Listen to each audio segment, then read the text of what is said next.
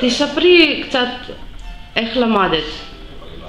איפה למדתי? איך למדת? איפה למדת?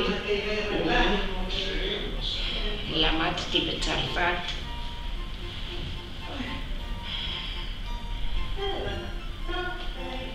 התעמלות הרמונית וריתמית בבית ספר של אירן פופר.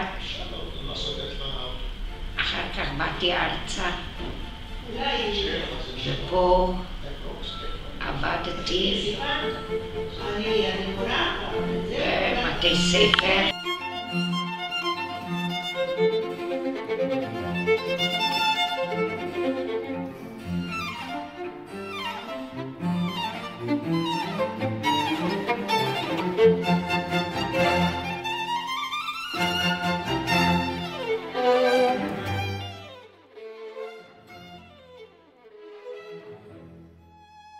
מה את מצפה מתלמידות שלך? מה אני מצפה? הם עובדים לאט לאט. מה שאת עכשיו צילמת זה לא היה פלדנקרייס. זה היה שיעור רגיל שאני בניתי למבוגרים. מה אני מצפה? אם הם עובדים הם משתפרים כל הזמן.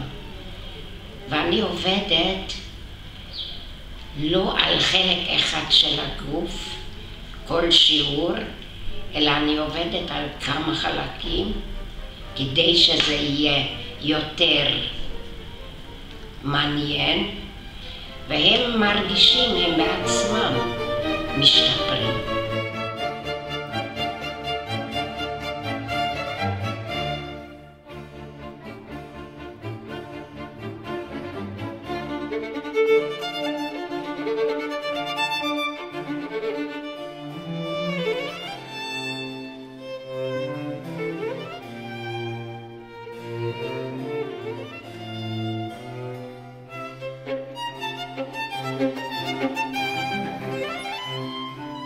כמה זמן את כבר מתאמנת?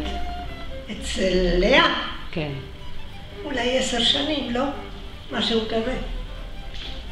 ולמה את הולכת כבר 10 שנים אליה? כי טוב לי.